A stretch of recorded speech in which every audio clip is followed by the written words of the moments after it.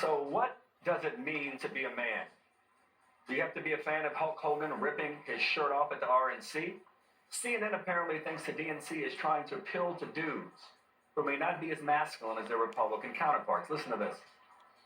Tim Walz being one of them, Doug Emhoff last night, who can speak to men out there who might not be the sort of testosterone-laden, gun-toting kind of guy who wants to listen to Hulk Hogan. Greg, your thoughts on this? When Walz came out, he had a lot of his old football players, guys he coached. Was that effective? Is it trying to get at this point here? I think that's two different questions. I think the Dems are losing men because their platform speaks to miserable women.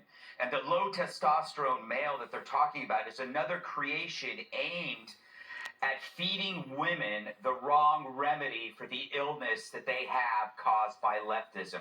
Leftism took the idea of equality and twisted into sameness. So there's no difference between men and women, right? So it's like what men can do, women can do. And hence now it's the reverse. You have men in women's sports, men in women's clothing, men in women's prisons.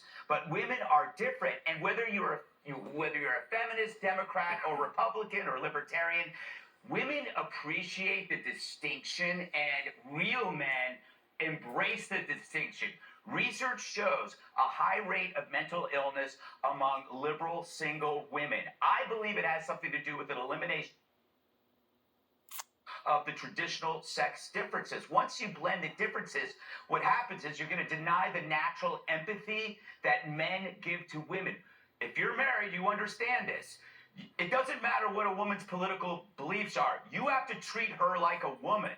History spent as a woman matters more than a man who decides he's a woman at 20 or 30 or 40. Lastly, imagine a girl raised by a loving father. So she is daddy's little girl. She's his princess. Then she grows up and she's surrounded by low testosterone beta males. Wouldn't you be miserable? What a letdown. I was taking notes. I got to tell Georgia Ford about this. Judge, your thoughts about this? Is this something that men, women? What do you think about this dynamic that I don't Greg know. just outlined? I'm trying to understand what Greg was saying, and I even said to him before this. I'm not clear. Look, this is a ploy, as far as I'm concerned, to close the gender gap, and I don't know why people are so obsessed with testosterone, low, high, medium, whatever. I mean, I'm done with it, and honestly, I know a lot of men who are Republican conservatives. They're black. They're trans. They're gay. I mean, they're everything. And they're conservatives. And they're Republicans. So what? And maybe I don't understand it, but I think it's the ultimate segregation. I think that what they're doing is they are literally segregating and predetermining the category that you should be in based upon your identity, your gender, and your color. And I don't know what good it does. All I know is I'm a heterosexual. I am attracted to a male heterosexual, okay? And I'm happy, so leave me alone and leave him alone. I took notes there too, Judge. Dana, what are your thoughts about this? I do think that it's being a little bit overdone, and I would also say this. I look back on my career and my opportunities, and every single one of them I can trace to somebody who's a man who said, I think you've got potential, and I want to help you. And I would start with my dad reading the newspapers with me. I would look to teachers that I had, professors. I would think about George W. Bush, Roger Ailes who hired me, Sean Hannity who said, let's give her a shot. Like, that happened to me over and over again. So I do think that the segregation, I think, is too much. But let me also tell you this. I think it's working. Here's the numbers for you right here. Women are fueling Kamala Harris's surge right now. She's doing 7 points better amongst women than Biden did. And then there's been no movement amongst men voters nationally. So that pattern holds in the swing states. And if those, I take that from the New York Times, if those polls are right, we could be looking at a historic gender gap. Just one more thing to try to divide us. Kid Rock performed at RNC. John Legend here last night. I thought it was great.